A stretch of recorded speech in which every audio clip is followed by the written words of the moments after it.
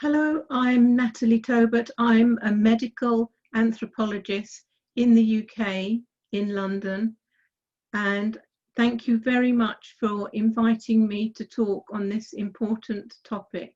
Today I'm going to be exploring the psychologies of distress and various different ways of understanding how people become distressed. Now I'm going to share my screen with you, and I hope that works out well. So we'll be looking at the psychologies of distress on today, which is part of World Suicide Week, raising awareness of suicide. I'm speaking as a member of the British Spiritist Medical Association, and our aim is to support practitioners and create a bridge between medicine and spirituality. And we aspire to have supported, integrated health in the UK. First of all, I'll look at sudden death. What is the result? What is the cause of sudden death? And it can be deep grief and complex factors which lead people to suicide. There's rarely a single trigger, though there may be an important last straw. And in the UK, 6,000 people a year die by suicide, around 1,500 women and 4,500 men. And young men die by suicide. Often it's a final straw, the end of an important relationship, or losing one's home or job, or having a deeply emotional event. So I'm going to use the next few slides for looking at the multiple causes of distress. And being distressed can feel as if a person is wrong or been wronged by some kind of authority or some kind of other. And obviously it depends on common consensus and authority. So people can feel they're in the wrong place, or others feel that. So migrants, refugees, people who are colonized or who live in occupied lands or live in reservations on their own land, or people who have resources that other people would like to harvest. So this may lead to a kind of inequality where people feel dominated or repressed or oppressed, or there may be social or racial inequality. With the environment, being landless can cause distress, or being in deep poverty with poor accommodation or homeless. Or it can simply be that people have the wrong kind of thinking, according to authoritative observers. They feel they have the wrong religion, the wrong nationality, the wrong idea of perfect. And I like this sculpture. It's by the artist Tanya Font, Spanish artist. And it's the distress that people feel when they lose their home. So it's made of ceramic, and it shows inside the head of a person whose home has been bombed out. And then it makes me question, what are we doing creating others, making bombs, making armaments, all those kinds of things. And other kinds of distress, being wronged or made wrong, if people feel one has the wrong skin colour, the wrong body, being born black or brown or yellow or red or albino, it has resulted in areas over the centuries of forced schooling or a kind of fudged diversity. So people can feel that they themselves have the wrong body. They may be born intersex, or they may not appreciate the gender that they have, or their own sexuality. Can be a problem with being female, or different choices made with the gender of the fetus. of a fetus, and people may have different kinds of physical ability. We also judge people wrong over the time, if they have the wrong kind of sexuality, or if they make a baby when they were out of wedlock, so the baby was considered to have mental disability. And there are social problems that come after birth that can be interpersonal, people feeling they're in the wrong kind of marriage. Then if we look at spiritual and spiritualist explanations, Spiritist explanations, people can be sensitive to past lives, the doors of perception that are flung open. People can feel there's thin boundaries between this existence and others. There can be existential angst, like at the moment when we've got the fires in California, we've got a pandemic of fear, and so there's plenty of reason to feel existential angst. With spiritual explanations also can be prenatal influences, things that happen before birth, or if someone is extremely sensitive and has deep empathy, or from a spiritist perspective, if people remotely tune into their past lives or reincarnation, or have memories that they can't compute, or spirit possession can cause disturbances in living people, as can misbehaving ghosts or ancestors or jinn. However, doctors, medical doctors, based on the diagnosis, they're usually very safe and they test for all organic illness. The picture here is the book by Ian Stevenson, the psychiatrist, now deceased, Children Who Remember Past Lives. So I've just given a super quick covering of the kinds of things that might cause people to have deep distress, of whether they feel wrong or wronged by others. And then the examples I'll give for the next few slides, I did some field work in India, so I'll give Indian perspectives on suicide, and we'll look at shame and honour killings, which can be masked as suicide.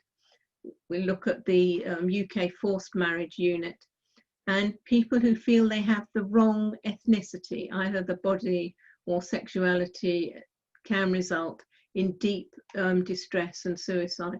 And we'll look at stolen generations of colonised people and the deep despair that that can cause. So I'll begin with my field work in India. On each topic, I've only got a handful of slides, so it's just covering an overview. So I did research in India and looking at the theories of what caused mental illness, what causes mental distress. And I looked at the religious and spiritual diagnosis and the treatments. And this is my book, Spiritual Psychiatries.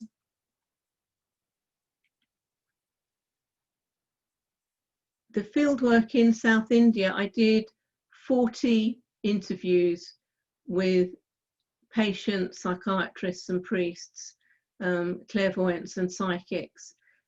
I interviewed people who followed the ashram of Sri Aurobindo and the Mother, and I also went round temple perambulations and followed prayer rituals at mosques. My interest was there anything we could learn in the West from the spiritual practices in India to support a better mental health?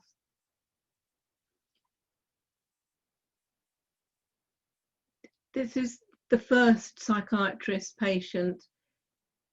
This was a woman in her 30s who'd seen the psychiatrist for 10 years for depression and paranoid symptoms, and she'd repeatedly tried to hang herself. Had seen a suicide as a child, and they felt a ghost had overshadowed her. And the psychiatrist suggested as well as medication, help from a faith healer and burning incense. And he said, women carry the honor and shame of their family. And the second patient was a man, the second example I have here, who was very violent and made repeated suicide attempts by hanging. He had marriage problems and financial problems, and his treatment path was a locked asylum, medicated and compulsory restraint after 48 hours, ECT and prayer rituals by his brothers, and flower remedies. And the explanation that the psychiatrist and his colleagues gave was that in this man's village, 2 neighbours had taken their own lives by suicide, and they believed he was overshadowed by discarnate spirits, and hence the reason for the prayer. The last patient I have from the psychiatrist is a woman who jumped into a pond in order to suicide, and she had an 8-month-old baby, but there was no evidence of postpartum depression. However, the psychiatrist discovered a fan in her room that had a certain history, and they realized that the same fan taken from a relative's house where a 12-year-old boy had hung himself. And we understand about the West in and other places of psychometry, which is a form of extrasensory perception whereby psychic people make associations from an object's history, and that's what they felt had happened. They'd moved the fan from one house to the other. The psychiatrist that I met in India was Dr. Basu, and he felt that the Western model of psychiatry did not fit Indian beliefs about the nature of human existence. He said there was an underlying assumption that in Western traditions that people were influenced only by postnatal experience rather than by past lives or planets or karma or parapsychological or supernatural influences. And this picture shows him with the imam, the Muslim cleric who sent him patients. In the UK, going back to shame and honour, the police believe that there may be 12 honour killings every year that may occur within Asian or Middle Eastern families when a person is believed to have dishonoured their loved ones. So honour killing is the murder of a woman accused of bringing shame upon her family, but these killings may be disguised as suicide or fire or an accident. And it can be that if you're Asian and May and gay in the past, that there was a problem and men were forced to marry, and the majority of cases came from South Asia, Pakistan, India and Bangladesh, but there was plenty of under-reporting, they felt, and there may be many more forced marriages. And the religions covered Muslim, Sikh, Hindu and Christians. The victims were usually between the age of 15 and 24, could be locked up or removed to other countries if they refused to comply with their family's wishes.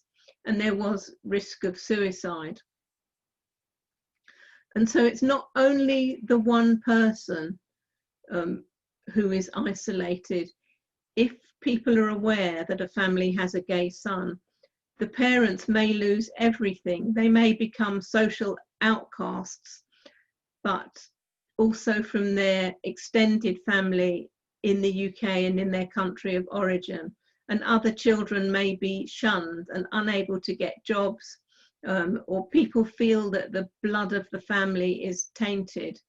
So it forces gay men into a loveless marriage where they may experience depression and suicide.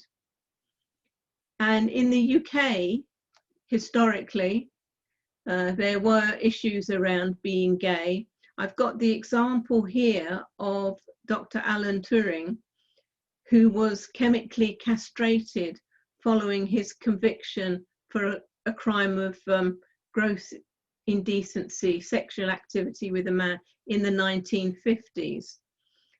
He chose death by suicide in 1954. And then in 2012, the UK government changed the law that decriminalised consensual sexual offences. In 2013, Turing was granted a posthumous royal pardon 60 years after he died, and he's found his place on the Bank of England £50 note. So we change with history. Going on to a different topic now. This is people who feel they're in the wrong body, or intersex people who had gender reassignment when they were a baby without their consent. And that can sometimes lead to confusion and suicide.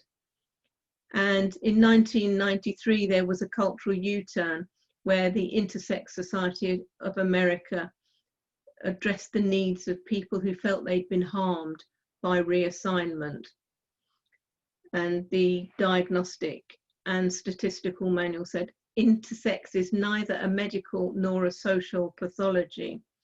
Germany recognises the third gender, France doesn't, and UK is in discussion. So with intersex, some newborns have ambiguous genitalia, making it difficult to identify whether they're male or female, or there may be tissues from ovaries and testicles present. And in the past, parents made a decision about whether to raise a child as male or female within the first days of life. And this has led to distress on people who found themselves in that position.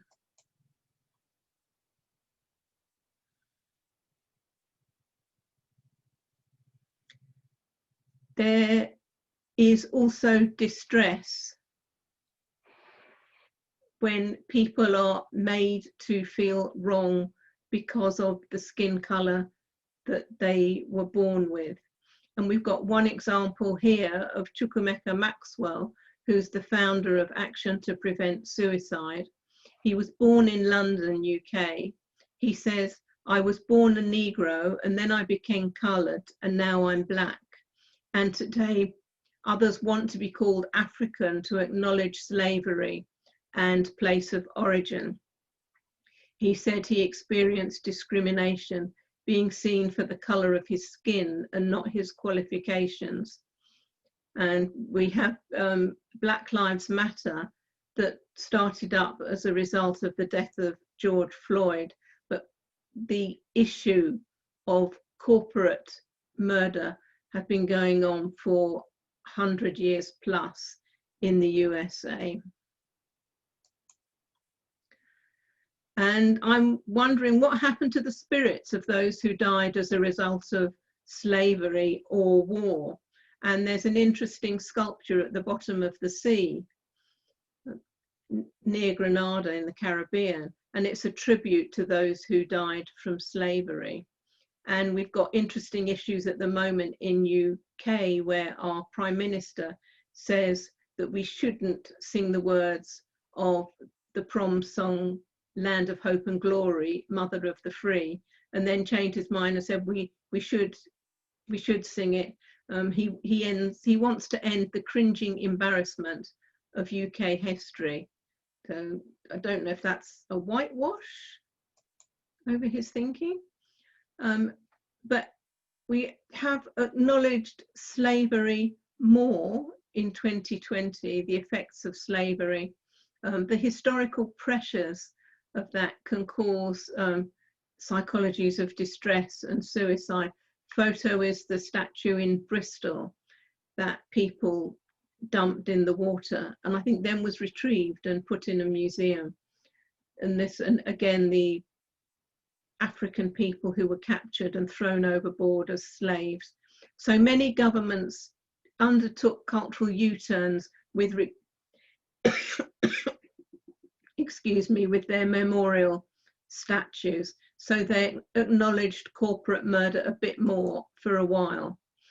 And there's also the issue of the an award given by the Queen to ambassadors and diplomats who serve abroad, the Order of St. Michael and St. George, seen here in the bottom right-hand corner. Campaigners are calling for its redesign, as it depicts a white angel standing on the neck of a chained, dark-skinned being, which seems to be reminiscent of certain police practices in the USA. So as humans, we've had centuries and millennia of some people dominating others, making them wrong by oppression, repression, or war. For a spiritist perspective, we create circumstances for the unquiet dead to flourish. And I feel we must rethink our practices which influence the mental health of the living. I've got a couple of examples here of stolen generations, people who experienced deep distress when colonizing forces assumed superiority and dominated others, and it does long-term damage. And they created residential schools for First Nation people or Aboriginal people. And in Australia, the same, people call it the stolen generation. Between 1910 and 1907, the Australian government took 100,000 Aboriginal children away from their homes. So these children, known as the stolen generation, were often under 5 years of age, and they were taken away from their own families because the government thought it would better to bring them up in white families. So the effects of these unmentionable practices don't disappear. The distress, the deep distress that they cause, stay with people. So I wanted to look at what exactly is the human self.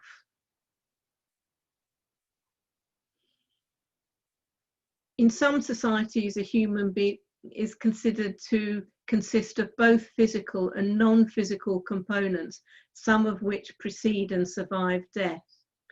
And then my question to everybody is, to what extent does our self access other dimensions? And even how can this influence suicide, if that's the case? So there are various models of reality. One is that the earth is flat and center of the universe, or that the sun sets and the moon rises. Now we're aware that the earth is round and rotates, but there's examples relating to humans, that you only live once, you're born, you live a bit and you die. Or others say you die and then you hang around a bit and then you reincarnate. So what happens if we suicide? Are we born again facing the same issues? Exactly what happens? What do people believe happens? And I've got various examples here, various diagrams of this, where you're born, you live a bit of time, you die, end of story. Or you're born, you live a bit of time, you die, you become an ancestral spirit, or you have a soul and you go to heaven or hell. Or you die here and you go to some other place, or you die and you reincarnate. There's all kind of options about the model of life and death. And I'm interested in, for your watching and listening this, what are your own models of life and death? Is death the end? Do you only live once, full stop? Or do you die and go to heaven or hell? Or do you die and then reincarnate? And then what happens if you suicide? What are your beliefs from a spiritist perspective? All these diagrams and these issues, I've indulged myself and put the front cover of my most recent book on cultural perspectives on mental well-being, where a lot of this material, you can find it in the book.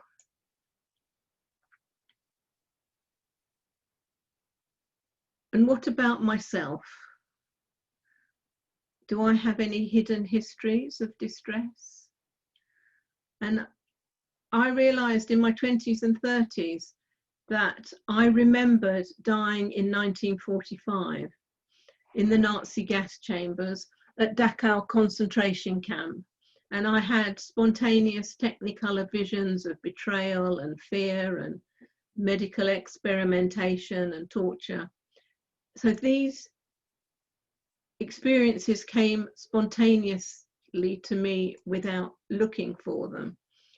And I wondered how many other human beings are there who can pick up the distress of ancestral beings.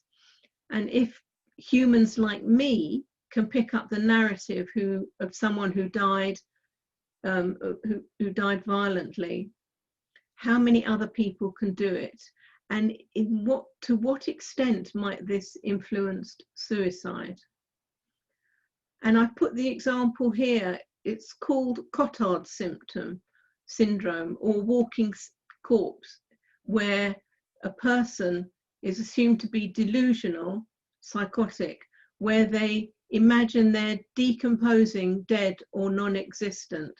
And I'm just wondering, is this a memory coming from beyond death and crossing the boundaries between life and death? And when I had those experiences of the Nazi concentration camp and being gassed, I knew who Natalie was, and I knew who the person in the camp was. I had experienced a war that I wasn't in and that none of my ancestors were involved in. And I started looking, was I the only person to have these kind of memories? And then when I started looking, there were plenty of other people who'd had Nazi Holocaust memories. And these include just a handful: Yael Shahar, Elise Wardle, Sue Randall, Rabbi Gershom, and Alison Pick. And there may be hundreds, thousands more. And so the data invites me to ask, what happens to our consciousness if we suicide from this life? What happens to our consciousness if we suicide from this life? Now, the psychiatrist Viktor Frankl, he actually survived a Nazi concentration camp, whereas others like myself appeared to have memories but were not there. And I'm questioning, do our received memories from wherever they come from, do they influence our suicidal thoughts?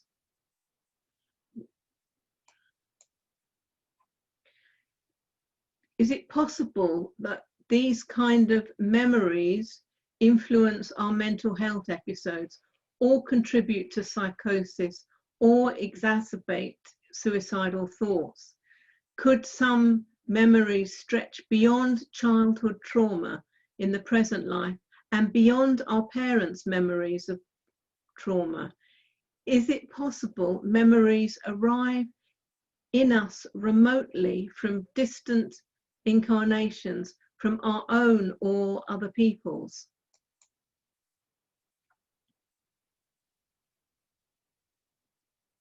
And why, you might be wondering, why am I considering suicide with Holocaust and other war experiences? My proposition is that people who have mental distress and suicidal thoughts may be responding to trauma from the current life, trauma from a previous incarnation, or by tuning into a remote scenario. Those are just a few. Or is it possible suicidal thoughts might be triggered by the unquiet dead, by spirit possession, or person who hasn't been buried or had prayers say over them? With regard to prayers, I became interested in watching the documentary of the Tibetan Book of the Dead that was narrated by Leonard Cohen. and it observes Buddhist Lama and his novice as they guide a deceased person into the afterlife. And he said that it requires 49 days of prayer to release dying or dead people from their attachments to this life.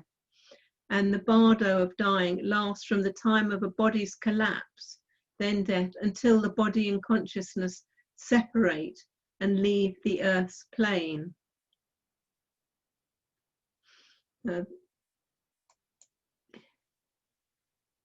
So with this information, where do we go from here? How do we proceed? Because we face a cultural, a dilemma where recently Western opinions have dominated cultural wisdoms. And this is a particular problem for those who have mental distress or who feel suicidal. There's assumption that biomedical models of life and death are universal, and they're not. I've got a quote here from the Dalai Lama. It's from 2015, but it's really relevant to what we're talking about here. He said, "When we say I love the members of my own family, the people of my own religion or colour or country, this bias, it limits our affection. But if we, with proper practice from an ordinary level of affection, we can develop an unbiased universal love in which we don't care what other people's faith is, their nationality or social status, so long as they are human beings. They are our brothers and sisters." So the practice of stopping othering, the practice of othering that humans have lived with so long. And this question was asked of Sri Ramana Maharshi in India. The questioner said, "How should we treat others?" And he replied, "There are no others." And is it possible for us to move forward like this? There are no others. So I leave you with these questions. What do you believe babies are made of? And do you believe we are born free with a clean slate? Or do you believe ancestral spirits can influence human mental health? What is your own belief about this? So this is my last slide. I'm aware that attitudes are changing in the West as more and more information comes forward, but we need profound compassion now for dealing with people. And I've said, this is the end, or I'm questioning, or is it the end? So I finish there with the slides, and I'm hoping that you will feel bound to discuss these issues and present your questions with people that you work with. Thank you very much for the invite to talk. Goodbye.